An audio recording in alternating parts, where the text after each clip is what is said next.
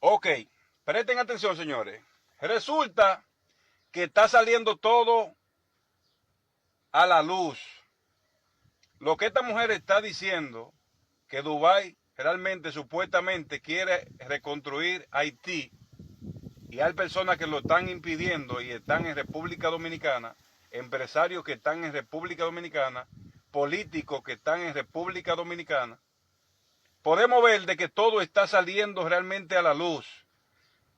Acabo de ver realmente una entrevista que le hicieron a una persona que es realmente dominicano, el cual dijo que semanalmente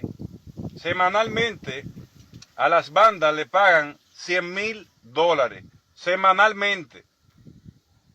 Empresarios de República Dominicana, que están en la República Dominicana. Entonces, esta mujer que pueden ver aquí, está diciendo que lo están impidiendo reconstruir Haití.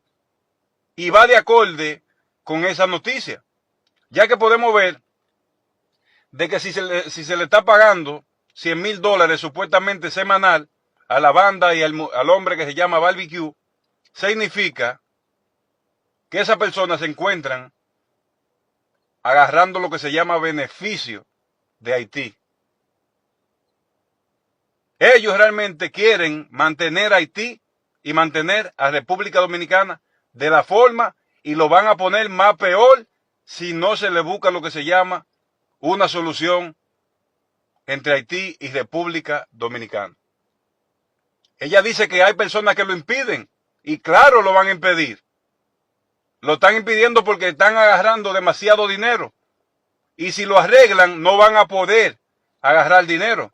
Entonces, señores, esa persona, tanto personas que son de Haití y tanto personas que son de República Dominicana, son lo que ellos mismos están realmente pagando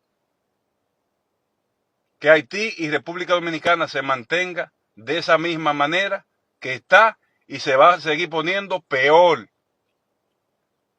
Y el asunto de migración, lo que están realmente haciendo, quizá alguna persona lo están haciendo de una forma correcta y realmente le interesa el país, pero otros también están siendo pagos para mantener lo que se llama una cortina de humo, y no van a buscar la verdadera solución.